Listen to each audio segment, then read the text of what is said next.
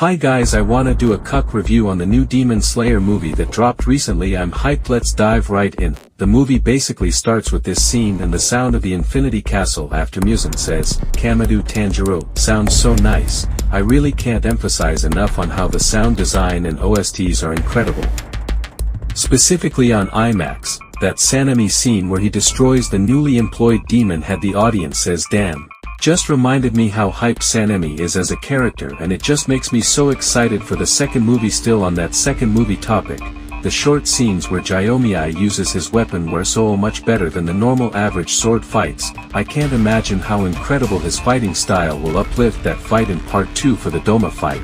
I really wanted to talk about the scene specifically where after Shinobu gets cut, Doma says he can hear blood throbbing in her lungs, and I could actually hear it too.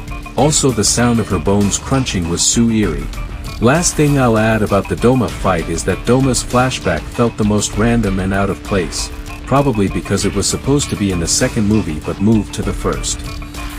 I'll talk about the best integrated flashback in a few, plus my speculations for movie 2. The Zenitsu fight was short and sweet.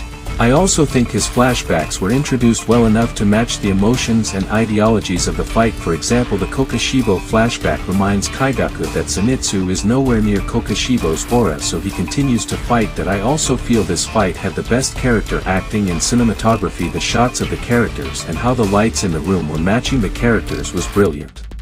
Now on to the highlight of the movie.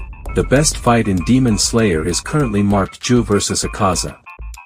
It was the most dynamic fight and the most creative, which will only be surpassed in movie 2 by Kokoshibo. This was just peak. Now on the flashbacks, the Akaza fight had the best integrated flashbacks. Even Tanjiro's dad flashback was perfect imo. And Akaza's was even more perfect, especially how it kept tying back to the fight and Akaza as a character. Papazaki did well there, and of course the other highlight of the movie is Nakime and her blood demon art. This also makes me so excited about how her fight in movie 2 will be, because we all know how Ufotable likes to show off their camera movement. And now to my movie 2 speculations.